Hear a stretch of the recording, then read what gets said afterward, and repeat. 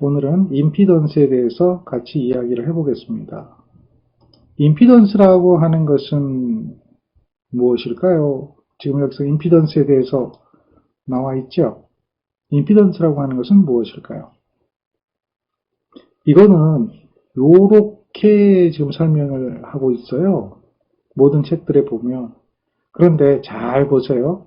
우리가 지금까지 여러분들이 공부한 것은 저항만 존재하든지 또는 코일만 존재하든지 또는 콘덴서만 존재하는 것만 봤죠.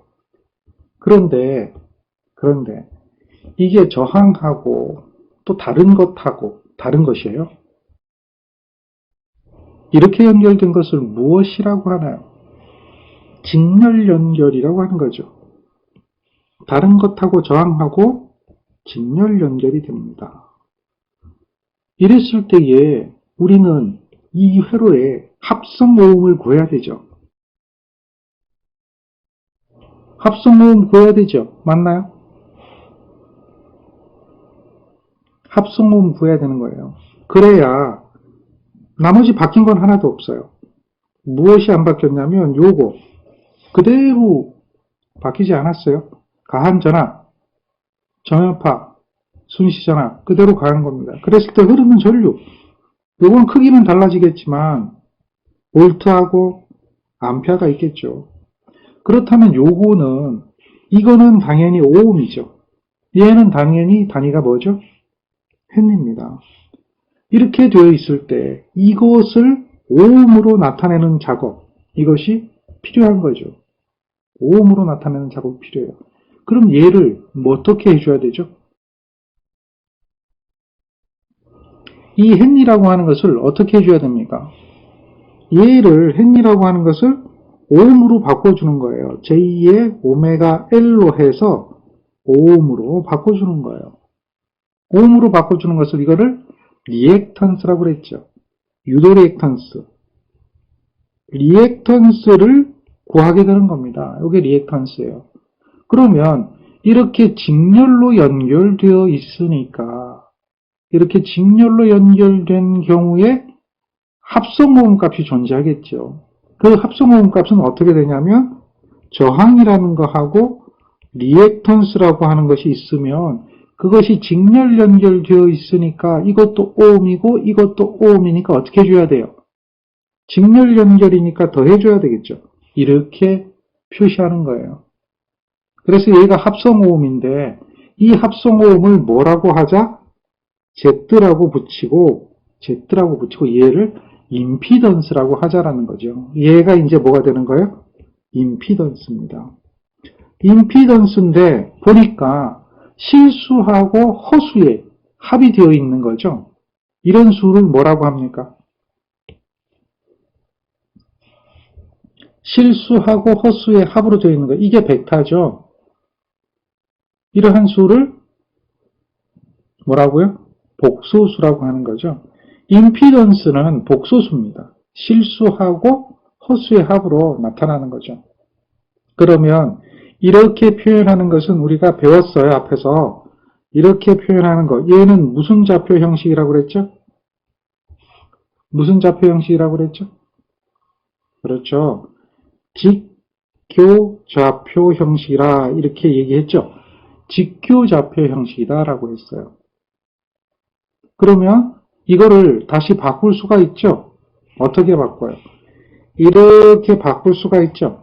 절대값의 크기와 각도로 바꿀 수가 있어요. 이렇게 바꾸는 과정을 뭐라고 한다고요? 극좌표로 바꿨다 이렇게 얘기하죠. 그래서 여러분들은 직교좌표에서 극좌표로, 극좌표에서 직교좌표로 이것을 서로 왔다 갔다 할 수 있도록 해야 된다라고 했었죠. 그래서 여러분들이 배웠던 것이 뭐가 있었느냐면 3 플러스 J의 4는 얼마예요? 5에 53.13이다 라고 하는 거고 5에 53.13이라고 하는 것은 3 플러스 4로 바꿔도 된다라고 하는 이런 좌표 변환을 이미 배웠습니다. 자, 그래서 좌표 변환을 해준 것이다. 그래서 크기와 각도로 표현하는 겁니다. 그러면 이러한 형태를 삼각형으로 표현할 수가 있어요. 이렇게 표현이 되나요? 삼각형으로. 이렇게 보면 되겠죠. 여기에 이렇게 되어 있는 요 축이 있어요. 요 축은 무슨 축이 되겠어요? 허수축이 될 거고, 이렇게 되어 있는 이 축이 있어요. 이 축은 무슨 축이 되겠죠? 실수축이 되겠죠. 실수축하고 허수축이 있습니다. 허수가 얼마죠? 여기가 J라고 하는 거잖아요. 요 밑에는 뭐가 돼요? 마이너스 J라고 하는 것이 되겠죠. 플러스 J와 마이너스 J가 있고, 여기는 플러스하고 여기 마이너스가 있고 여기 0이 있으니까요. 그렇죠. 그래서 당연히 저항부는 실수니까 R, 다음에 리액턴스 부는 여기 정도 되겠네요. 요 정도 되겠네요. 여기 요 정도가 J의 오메가 L 뭐 이렇게 되겠죠. 그래서 R과 J의 여기가 이제 오메가 L이 만나는 지점이 되겠죠. 요런 지점. 요것이 방향이 이렇게 생기는 뭐가 되는 거죠? 그렇죠. 임피던스가 되는 거죠. 크기가 이만큼이고 각도가 세타가 되죠. 세타가 얼마예요? 세타가 아크 탄젠트 R분의 오메가 L이라고 하는 거죠. 탄젠트 세타 생각하시면 되겠죠. 그래서 탄젠트 세타에서 세타를 구하는 거예요. 그러니까 아크 탄젠트 R분의 오메가 L 뭐 이런 형태로 나타나는 거죠. 맞습니까? 그래서 그게 세타가 되는 거예요. 그러니까 이거에 대한 표현, 지금 여기 있는 거죠. 요것이 이렇게 직각삼각형으로 표현할 수가 있다. 여러분들이 이러한 직각삼각형을 보면은 여기서 여러 가지들을 구할 수가 있어요. 이러한 삼각형을 임피던스 삼각형이라고 하는데, 이러한 직각삼각형에 지금 표시한 것이 빗변과 밑변입니다. 그러니까 여기서 표시한 것, 이것은 뭐죠? 나와야 되는데 코사인 세타라고 하는 거죠. 코사인 세타라고 하는 것은 이것은 뭡니까? 우리 그냥 삼각함수 그대로예요. 빗변이죠. x제곱이라고 하는 거예요. xl이 되겠죠. 요거는 xl이니까 이렇게 해도 되죠. 오메가 l 제곱 이렇게. 그리고 여기 밑변은 r이죠. 이걸 코사인 세타라고 하는 거 알겠나요? 단순하게 다른 거 몰라요, 지금. 그 삼각형을 가지고만 이야기하는 거예요. 직각삼각형에서, 얘가 직각이니까, 직각삼각형에서 코사인 세타를 구한 거예요. 그 다음에, 요렇게 표시된 거, 요거는 높이 성분이죠. 빗변하고 높이 성분이니까, 우리가 여기서 계산할 수 있는 건 또 뭘 계산할 수가 있어요? 요걸 가지고 계산할 수 있는 건 뭘 계산할 수 있어요? 사인 세타를 계산할 수 있죠? 사인 세타는 어떻게 될까요? 똑같아요. 빗변은 R제곱에 오메가 L제곱이 되겠고 여기 오메가 L이 되겠죠. 이해됩니까? 이렇게 표현할 수가 있어요. 이 직각삼각형에서 코사인 세타와 사인 세타를 표현할 수가 있습니다. 그런데 이것도 이제 다 의미하고 있는 게 있어요. 코사인 세타하고 사인 세타가 의미하고 있는 게 있다. 이거는 이제 개념을 한번 살펴보면 전체분의 요 밑에가 뭐죠? 유효죠. 유효. 그렇잖아요. 여기 이제 전체 값이고 임피던스라고 하는 것은 무슨 값이에요? 요 밑에 있는 것은 전체 값이잖아요. 그리고 위의 값은 무슨 값이죠? 유효 값이죠. 전체분의 유효란 말이죠. 전체분의 유효예요. 그러니까 얘는 무슨 율이 되어질 것 같아요? 뭐라고 이름을 붙여줄만 하지 않을까요? 전체분의 유효 값이니까. 그러니까 요거를 우리는 코사인 세타를 유효율이라고 이렇게 얘기해도 되겠죠. 왜? 전체 중에서 유효분이 몇 퍼센트가 차지하느냐. 이렇게 얘기해 볼 수 있죠. 그렇죠. 그래서 코사인 세타는 뭐가 되냐면 전체에 대비해서 유효분이 얼마인가로 표시하기 때문에 유효율이라고 불러요. 그럼 이 사인 세타는 뭐냐? 사인 세타는 전체 값은 같죠. 직각삼각형의 여기서 여기까지가 전체잖아요. 전체분의 요거 높이 성분은 뭐예요? 무효분이죠. 무효분. 그러니까 이렇게 되니까 전체에 대해서 무효분이 얼마냐 이런 개념이 되니까 이것은 뭐로 볼 수 있어요? 무효율로 볼 수 있어요. 무효율. 이해되겠습니까? 자, 이제 유효율, 무효율 이렇게 이 임피던스 삼각형을 가지고 계산할 수가 있어요. 그런데 이걸 갖다 이제 나중에 배웁니다만은 이 코사인 세타는 역률이라고 그래요. 역률. 긴 역자인데요. 역률이라 그래요. 역률. 이해하시겠습니까? 역률, 역률. 이렇게 불러요. 나중에 배웁니다. 지금은 개념만 좀 이해하세요. 역률은 똑같은 말이 뭐하고 똑같아요? 유효율하고 똑같은 말이에요. 역률. 이거는 이제 전력에서 유효하게 전력이 얼마나 쓰이는가에 대한 개념으로 접근이 되는데, 여기서는 유효율이라는 개념하고 똑같은 것이 바로 역률이다. 이렇게 보시면 돼요. 그래서 우리는 여기에 세타라고 하는 이 각이 나오게 되어 있는데 얘의 이름을 붙입니다. 얘의 이름은 지금 얘가 임피던스에 대한 삼각형이잖아요. 그러니까 얘 세타는 우리는 뭐라고 부르냐면 요 세타하고 똑같은 거죠. 얘를 임피던스 각이라 불러요. 임피던스 각 이렇게 불러요. 이 임피던스 각인데 이거는 결국 뭐야? 코사인 세타, 사인 세타를 결정하는 거죠. 그래서 얘를 다른 말로 역률각이라 그래요. 역률각. 임피던스 각, 역률각 이렇게 이야기합니다. 그리고 또 하나 더 이걸 미리 얘기해 드리는데 요 각만큼 전압과 전류의 위상차가 생깁니다. 이 각만큼. 그래서 얘는 위상차, 전압과 전류의 위상차라고 이야기하게 돼요. 전압과 전류의 뭐라고 한다? 위상차 또는 상차각 뭐 이렇게 얘기하는 거죠. 그래서 이 세타라고 하는 것에 대한 개념을 이해를 잘 하셔야 돼요. 자, 우리는 이제 다른 이야기 한 거 아닙니다. 이렇게 직렬로 연결된 회로가 있습니다. 이러한 직렬로 연결된 회로에서 이 저항이라고 하는 이 값은, 저항이라고 하는 값은 오음이라고 하는 것이 되고요. 원래 이제 오음이죠. 그러나 이 L, 즉 L이라고 하는 값은 오음이 아니기 때문에 헨리라고 하는 것이기 때문에 이것을 리액턴스를 적용해서 오음으로 바꿔주는 작업을 해주게 될 거고요. 그러다 보니까 두 개가 직렬로 연결되니까 이렇게 더할 수밖에 없는 합성오음이라고 하는 것을 계산하게 됩니다. 이 합성오음의 단위는 그렇죠? 오음이고요. 얘를 갖다 우리는 뭐라고 부른다? 얘를 Z라고 하고 임피던스라고 하자라고 약속을 하는 겁니다. 그래서 레지스턴스하고 리액턴스의 직렬 합성을 하게 되면 임피던스가 나타나게 됩니다. 자, 이 임피던스의 표현은 직각좌표로 표현을 하고 있죠. 직교좌표로. 이걸 극좌표로 바꿔주게 될 수도 있다. 이것은 이제 계산기를 가지고 좌표 변화를 하든가 수학적으로 좌표 변화를 하든가 해서 좌표 변화를 해서 표현할 수가 있습니다. 그렇게 좌표 변화를 하면 지금 보는 것처럼 이렇게 직각삼각형으로 표현하는 것이 확인이 될 수가 있고요.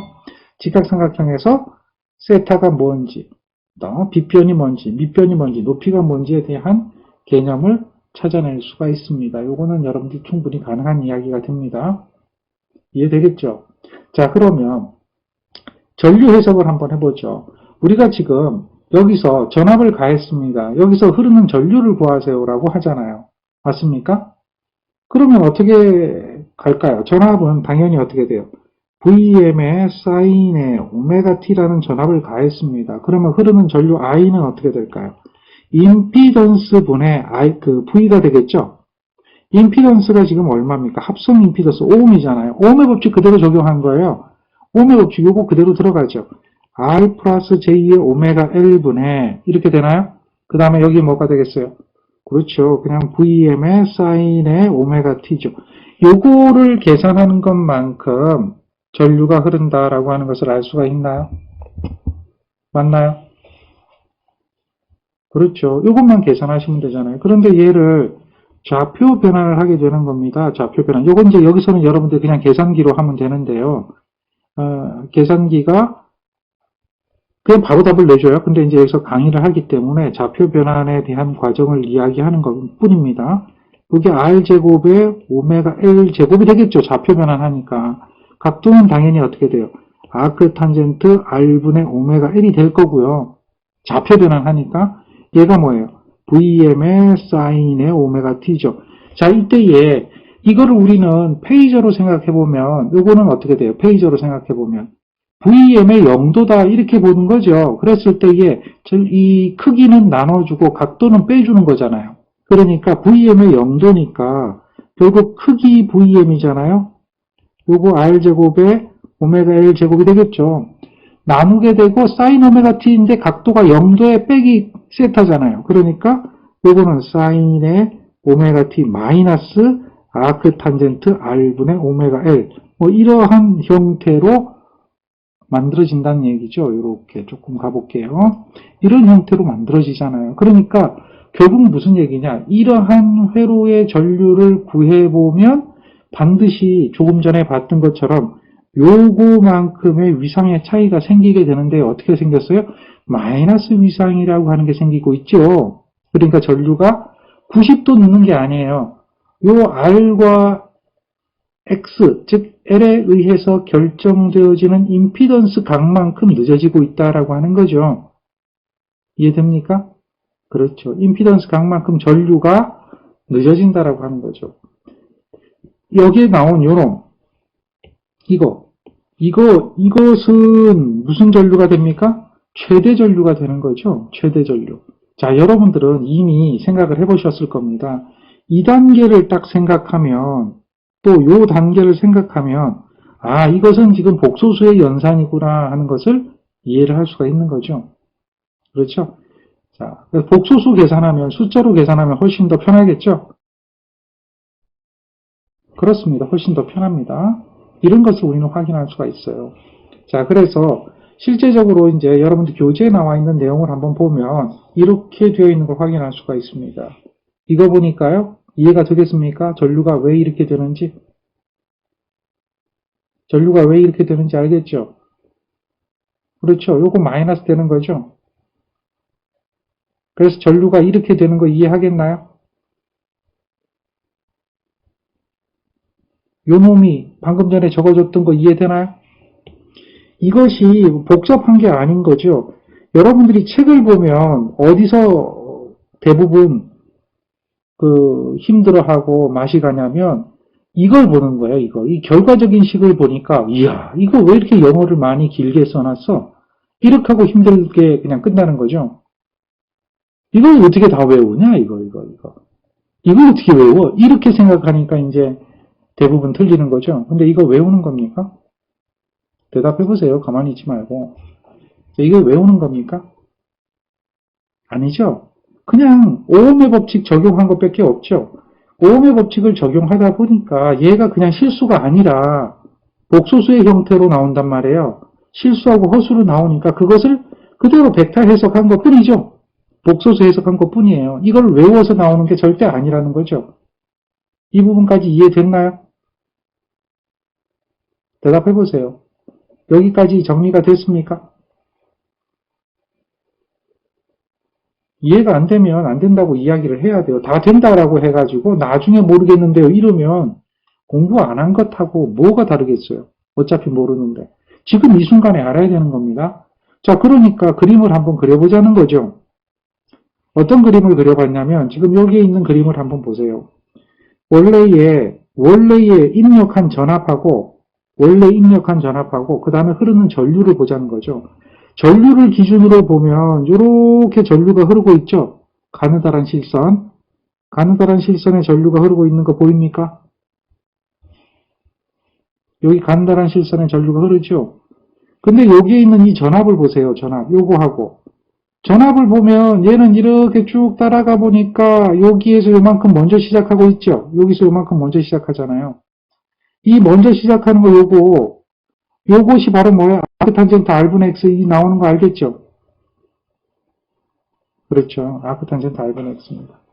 그렇게 전압과 전류는 위상차가 생기는 거죠. 여기서 보면 R은 뭐예요? R은 기본적으로 보면 전압하고 전류하고 동상인 것이거죠. 동상인 것.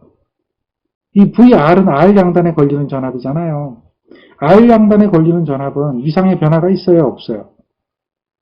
자, 그림을 보면 이렇게 되고 이렇게 돼 있잖아요. 그러면 여기에 걸리는 전압이 되거든요. 요거는 VR이거든요.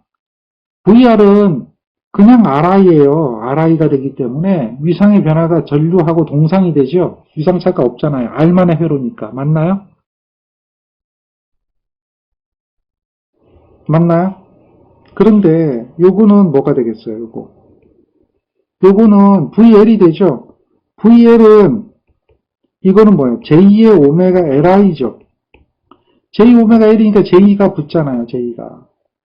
그렇죠. J가 붙으면 뭐가 돼요? 이게 90도죠. 90도. 90도가 J 맞습니까?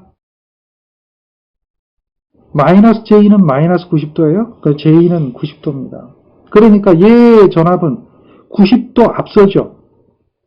얘보다 90도 앞서죠. RI보다는 J 오메가 Li는 90도 앞서요. 그래서 여기 보면 오메가 VL이라고 하는 게 있어요. VL. 이 VL, 즉 J 오메가 L이니까 이 VR보다는 이렇게 따라서 가보면 90도 앞서는 걸 볼 수가 있죠. 여기가 최대값이니까요. 이렇게 가보세요. V 점선하고 점선을 비교하면 90도 차이가 나는 것도 우리는 확인할 수가 있죠. 이 벡터도가 그런 벡터도예요. 자, 이 그림이 되게 어려워서 이해가 불가능한 그림인가요? 아니라는 거죠. 이 그림 충분히 이해되는 그림이죠. 우리가 지금까지 배웠던 거를 그대로 해석해 놓은 것 뿐입니다. 여기에는 V라고 하는 전압이 가해질 거고 여기는 I라고 하는 전류가 흐를 거고 그랬을 때 V하고 I에 대한 관계를 사인파로 표현한 것 뿐입니다. 이해되죠? 어렵지 않습니다. 자, 전류가 늦어요. 왜 늦느냐? 지상이기 때문에 늦는 겁니다. 그리고 여러분들 이렇게 되어 있는데요. 이 부분 아까 삼각형으로 해서 이야기한 거 기억납니까? 삼각형으로 해서 이야기한 거 기억납니까? 바로 그거죠. 다른 게 없죠. 다른 게 없죠. 자, 그런데 이제 또 수학적인 이야기라고 하는데 사실 수학적인 얘기도 아니고요. 되게 간단한 이야기인데 여기서 이렇게 어떻게 바뀝니까? 라고 하는 거. 요 앞에 거는 이해가 될 거예요. 왜냐하면 x 대신에 뭐 집어넣으면 돼요? x 대신에 오메가 1 집어넣으면 이거 그냥 뭐 똑같은 이야기가 되겠죠. 그래서 요 앞에 것까지는 뭐 돼요. 그리고 요게 최대 전류라고 하는 것도 이제 앞에서 배웠으니까 충분히 이해가 된단 말이에요. 그렇죠. 그런데 이제 여기서 이렇게 가는 걸 모르겠네요. 이렇게 하는 사람들이 되게 많아요. 어떻게 한 거죠? 분수잖아요, 분수. 분수는 분자와 분모에 동수를 곱하거나 동수를 나눠줘도 그 비율은 변화가 없다라고 하는 것을 이해하는 거죠. 그렇죠. 그러니까 여기다가 R분의 1을 곱하고 여기다가 R분의 1을 곱해주는 거죠.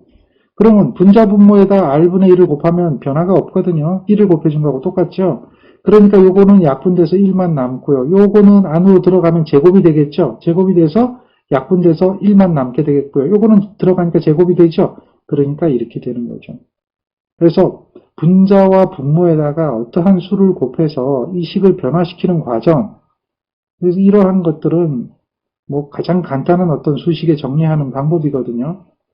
이게 복잡한 게 아닙니다. 이런 그 수식에 정리할 수 있는 능력, 이것이 사실은 큰 힘이 됩니다. 그런데 그것들을 잘 못해가지고 여기서 왜 이렇게 바뀌었나요? 라고 하는 것을 이해하지 못한다면 상당히 어려움이 있죠. 자, 지금은 우리가 이제 임피던스라고 하는 개념, 이것을 배웠습니다. 임피던스가 뭔지 알아야 되는 겁니다. 자, 그런데 말입니다. 임피던스의 개념을 한번 더 적용해보자라고 하는 거죠. 이거에 대한 임피던스 구할 수 있을까요? 얘는 당연히 어떻게 해줘야 돼요? 이것은 오음이고요. 이것은 L이잖아요. L이니까 가장 먼저 해줘야 될 게 J오메가를 해서 오음으로 만들어주는 거죠. 그랬다면 얘가 병렬 연결이거든요. 병렬 연결일 때에 이것에 대한 전체적인 임피던스, 이것을 우리는 무슨 임피던스라고 그랬어요? 이 회로에 대한 전체 임피던스. 무슨 임피던스라고 그랬어요? 이 회로 전체 임피던스. 합성 임피던스라고 그랬죠. 그걸 구할 수가 있어야 됩니다. 병렬이니까 합성 임피던스 어떻게 구해요? 아까 직렬이니까 더 했는데요. 병렬이니까 어떻게 해주면 되겠죠? 병렬이니까. 그렇죠. R하고요. 합성저항 구하듯이 R하고요. J 오메가 더해주고 곱해주고 이렇게 하면 되잖아요. 합성저항 구하듯이. 똑같아요. 그것을 우리는 뭐라고 하는 거예요? 똑같이 임피던스라고 부르는 거예요. 왜? 단위가 오음이니까. 자, 만약에 계산기가 없다면 이렇게 구하는 것은 복잡하겠죠. 그래요, 안 그래요? 계산기가 없다면 이렇게 구하는 것은 복잡해집니다. 왜냐하면 요게 이제 유리화 작업을 해줘야 돼요.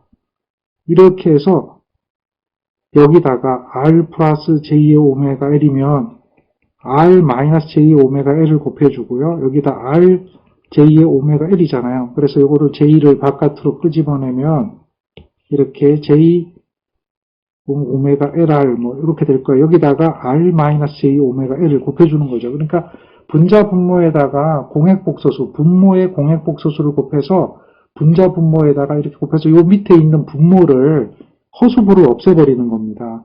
허수부가 없어지고요. 이렇게 오메가 제곱 L 제곱이 남겠고 요 위에 걸 정리해 줘야 되겠죠. 요 위에 걸 정리하면은 이거는 뭐가 돼요? j 의 오메가 LR 제곱이 되잖아요. j 의 오메가 LR 제곱이 되겠고 그게 이제 허수가 되죠. 이렇게 곱하면 어떻게 돼요?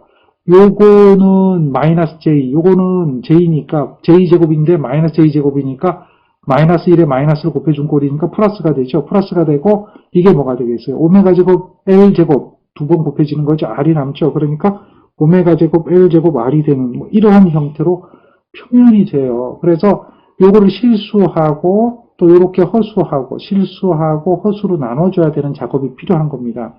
자, 이렇게요. R제곱 오메가 제곱 L제곱 분의 오메가 제곱 L제곱 R에다가 더하기 J에 이렇게 되겠죠. 이런 형태로 마찬가지로 R제곱 오메가 제곱 L제곱 분의 이렇게 되나요? 그 다음 요거는 뭐예요? 오메가 LR제곱이 되겠죠.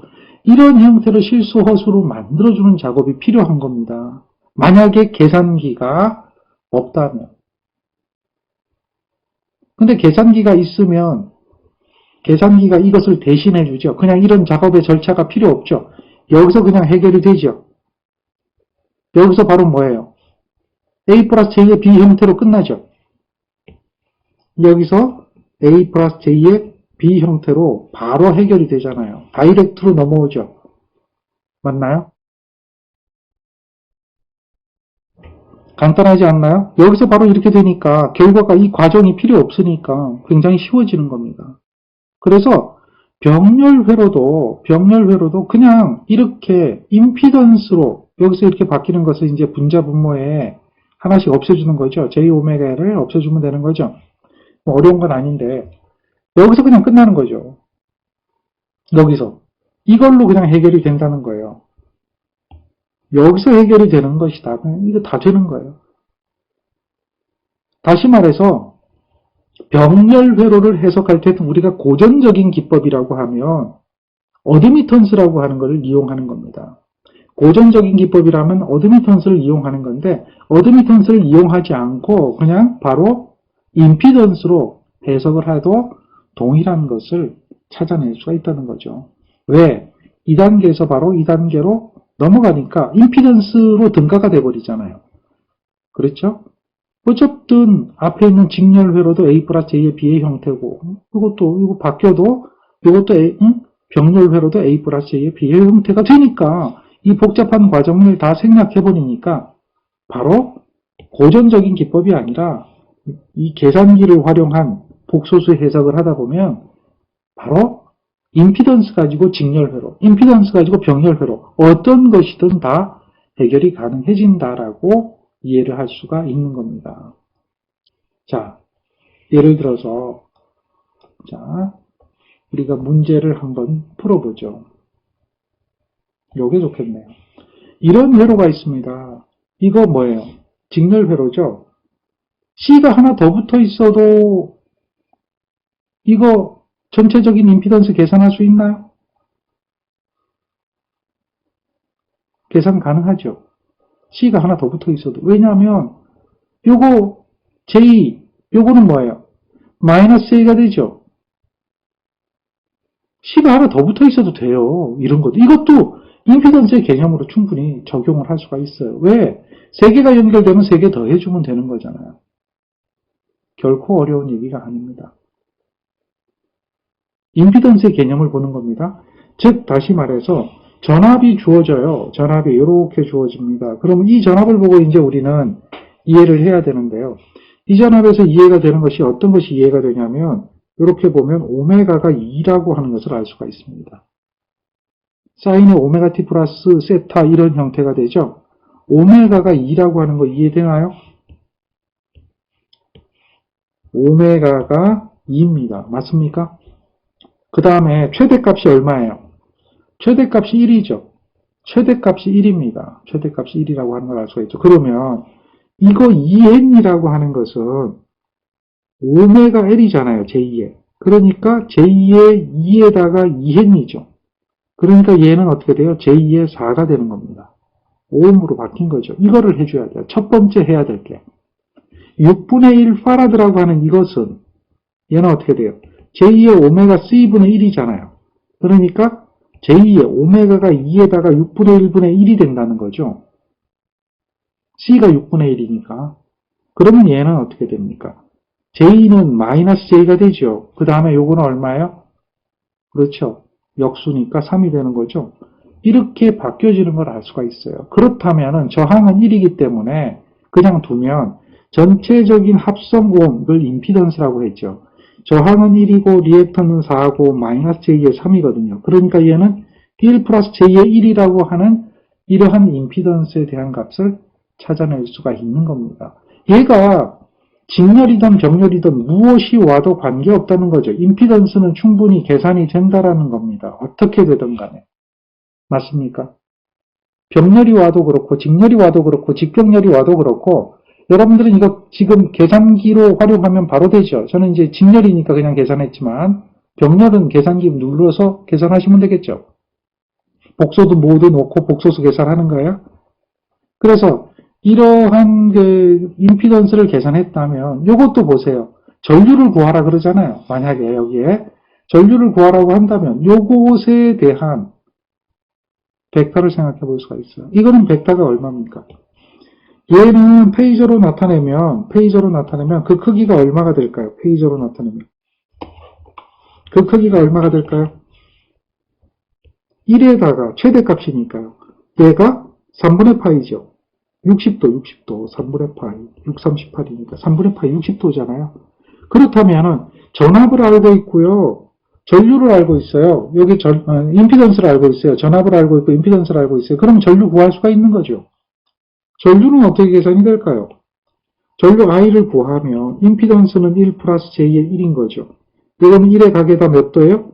60도인 거죠. 이것을 계산기로 누르면 돼요. 이거 바로 계산기 누르면 답 나오지 않나요? 자, 제가 한번 눌러보는데 여러분도 한번 눌러보세요. 답이 얼마나 나오는지.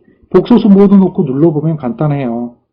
그러면 요거는요. 여러분들 계산기에 표시되는 것을 그대로 적으면 2분의 루트 2 이렇게 나오거든요.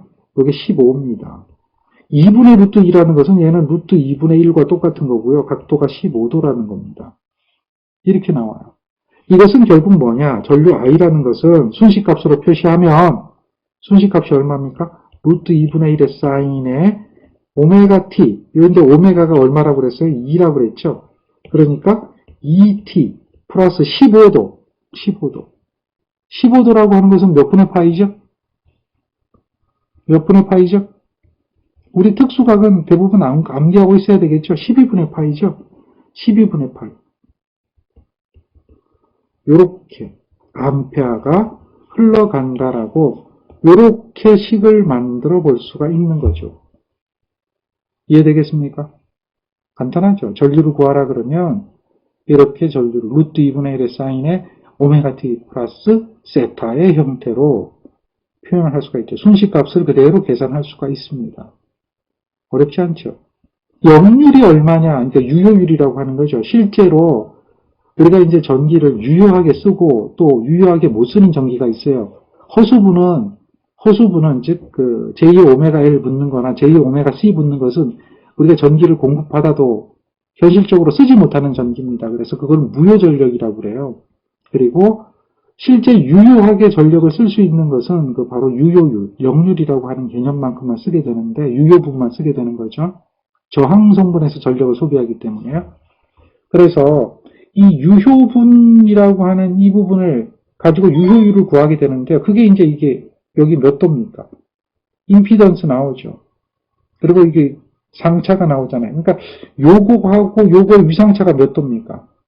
결국은 3분의 파이하고 12분의 파이의 위상차는 결국 1 플러스 J의 1에서 나오는 각도잖아요.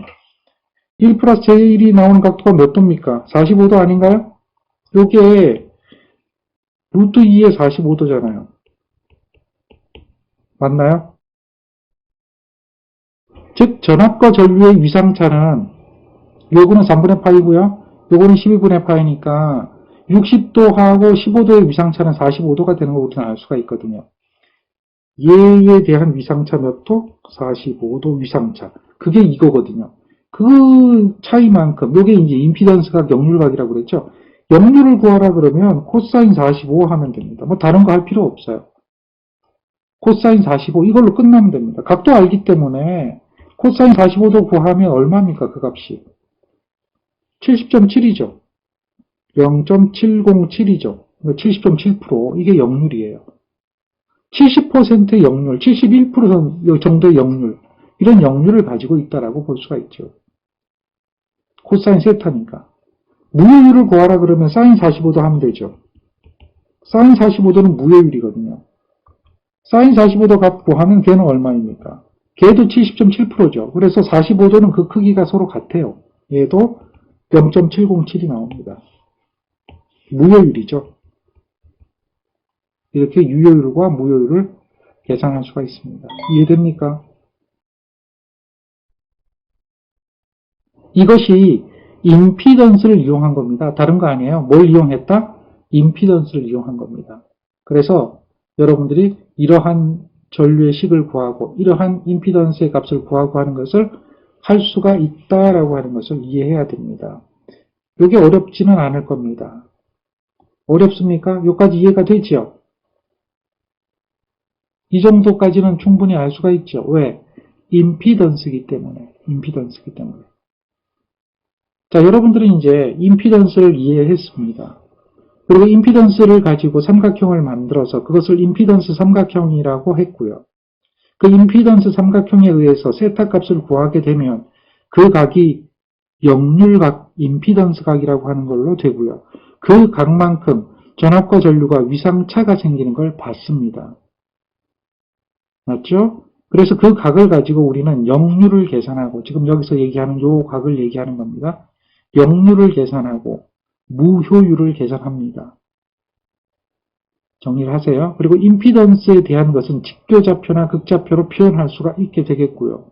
또한 이렇게 전류를 구할 때 여러분들은 여기서 간단하게 해본 것이 바로 뭐냐면 이러한 방법을 가지고 문제를 풀었습니다. 이게 여러분들이 그냥 스치듯 지나간 것 같은데요. 이렇게 해석하는 것을 우리는 뭘 가지고 해석했다라고 하냐면 페이저 해석을 했다라고 얘기하는 거예요. 정연파 교류를 벡터로 표현해서 페이저로 표현해서 왜냐하면 임피던스가 벡터이기 때문에 여기에 있는 전압도 벡터로 표현했죠. 벡터 해석을 한 겁니다.